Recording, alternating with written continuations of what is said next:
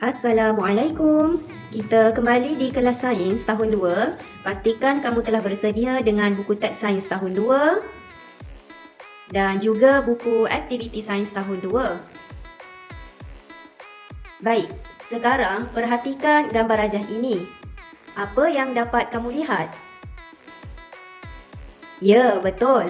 Gambar rajah ini menunjukkan satu persembahan wayang kulit, atau boleh juga dipanggil sebagai persembahan bayang-bayang. Pembelajaran kita pada hari ini masih lagi tentang unit 6, terang dan gelap. Standard pembelajaran 6.1.5, 6.1.6. Objektif pembelajaran hari ini, pada akhir pengajaran dan pembelajaran ini, murid akan dapat menakul kepentingan cahaya dalam kehidupan dengan betul. Menakul bermaksud merumuskan. Murid akan dapat mereka cipta satu permainan bayang-bayang dengan langkah yang betul. Rujuk buku teks muka surat 69 dengan tajuk Permainan Bayang-Bayang. Permainan bayang-bayang. Permainan bayang-bayang yang popular ialah wayang kulit. Pernahkah kamu menonton permainan wayang kulit? Baik, sekarang cikgu akan ceritakan asal-usul permainan wayang kulit seperti gambar rajah ini. Permainan wayang kulit berasal daripada Indonesia dan telah merebak sehingga ke negara-negara luar seperti Malaysia. Di Malaysia, negeri yang memainkan permainan bayang-bayang ini ataupun permainan wayang kulit antaranya adalah Kelantan dan juga Terengganu. Objek ini dikenali sebagai patung. Patung ini diperbuat daripada kulit binatang seperti kulit kambing ataupun kulit lembu yang diproses dan dikeringkan sehingga dapat dijadikan sebagai patung bagi wayang kulit. Perhatikan bayang-bayang yang terbentuk di layar putih semasa persembahan wayang kulit di sebelah. Baik, ini adalah objek watak. Objek watak yang digunakan untuk menghalang cahaya lampu. Apabila objek ini menghalang cahaya lampu, maka akan menghasilkan satu bayang-bayang pada skrin. Ini adalah objek asal dan ini adalah bayang-bayang. Dalam permainan wayang kulit, bayang-bayang watak adalah sama bentuk dengan objek watak. Bayang-bayang kelihatan jelas kerana cahaya tidak boleh menembusi objek watak. Ini adalah objek dan ini adalah bayang-bayang. Bentuk bayang-bayang adalah sama bentuk dengan objek. Objek ini menghalang cahaya lampu, maka akan menghasilkan bayang-bayang pada skrin putih. Contoh permainan bayang-bayang yang dimainkan oleh seorang kanak-kanak. Baiklah, tugasan yang pertama. Rujuk buku teks muka surat 69. Untuk soalan ini, cikgu nak kamu lakonkan sebagai watak Amin dan juga Khairul. Apa yang dilakukan oleh Amin dan Khairul ini? Okey, baik. Amin dan Khairul menghalakan cahaya lampu ke sebatang pokok dari arah yang berbeza. Okey, jadi kamu lakonkan. Okey, kamu duduk di sebelah sini dan ini adik kamu duduk di sebelah sini. Cuba pancarkan lampu sulur pada pokok. Jadi kamu lihat berapa bayang-bayang yang ada dan mengapa? Dan mengapa ada bayang-bayang itu? Boleh? Tulis di mana? Tulis di dalam buku tulis sains jika ada. Kalau tak ada buku tulis sains, buat dalam kertas kosong. Seperti biasa, hantar dalam GC. Seterusnya, rujuk buku teks muka surat 70 dengan tajuk Mencipta Permainan Wayang Kertas. Wah, menariknya permainan wayang kulit ini. Ya, kita juga boleh cipta permainan seperti wayang kulit. Mari kita cipta wayang kertas kita. Baik, apa yang kita perlukan adalah kertas, pensel dan juga beberapa contoh objek yang kita akan gunakan untuk dijadikan sebagai patung. Langkah-langkahnya adalah sediakan satu kotak. Potong bahagian hadapan, belakang dan atas kotak untuk membina panggung wayang mini. Okey, sekiranya tak ada kotak dekat rumah, boleh guna dinding sahaja. Lekatkan kertas kosong pada dinding, kertas putih pada dinding. Okey. Kemudian tampal kertas putih pada bahagian hadapan kotak. Yang ini kalau nak guna kotak. Kalau tak nak guna kotak, guna dinding pun boleh.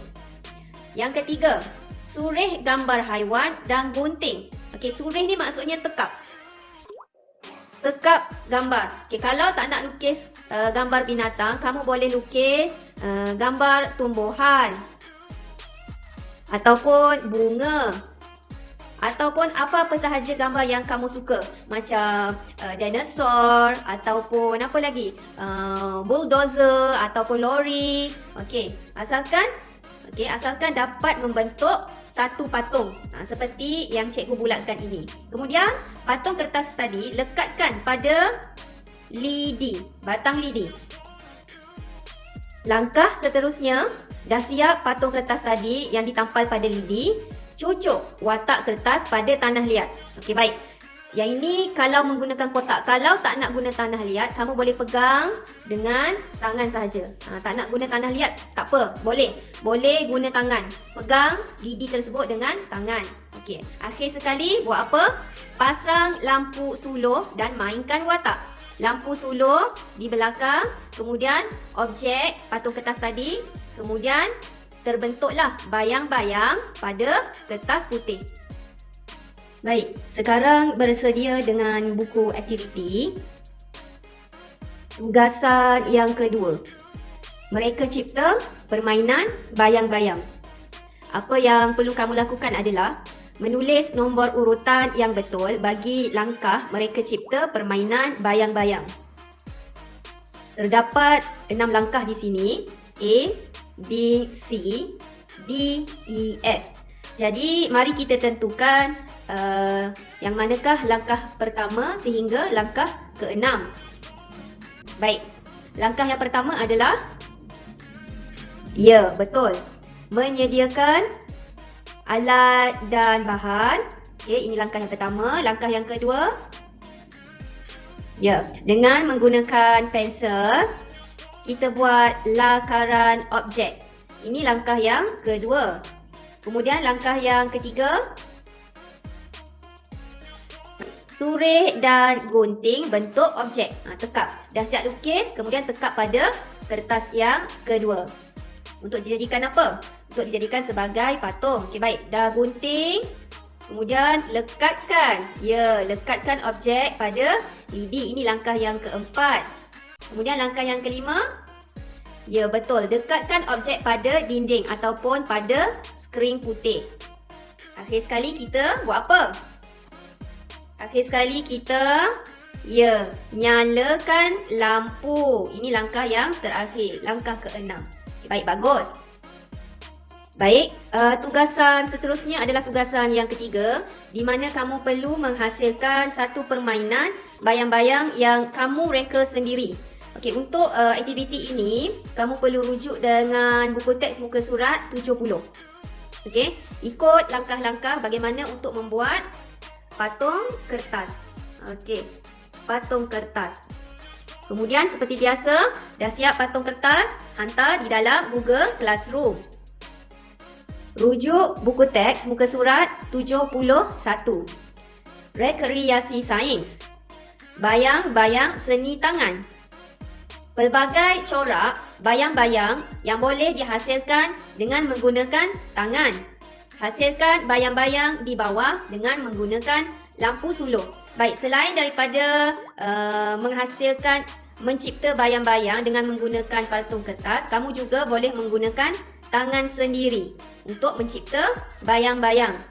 Baik, bayang-bayang yang dihasilkan oleh tangan ini adalah berbentuk arnab. Dan ini pula berbentuk ketam. Dan ini pula berbentuk bayang-bayang seekor kuda. Okey, ataupun kalau kamu lihat seperti anjing, kamu boleh katakan ia anjing. Dan ini pula adalah bayang-bayang seekor buaya. Dan ini bayang-bayang seekor burung. Sekali lagi, buka buku aktiviti sains tahun 2. Tugasan yang keempat adalah mencipta bayang-bayang tangan. Alat dan bahan yang diperlukan adalah lampu suluh dan tangan. Langkah-langkah, nyalakan lampu suluh dan halakan pada dinding seperti ini. Bentukkan objek menggunakan tangan di antara lampu suluh dan dinding. Perhatikan bayang-bayang yang terbentuk. Untuk aktiviti ini, kamu perlu rujuk dengan buku teks muka surat 71. Soalannya, padankan bayang-bayang yang terhasil daripada bentuk tangan yang dibuat.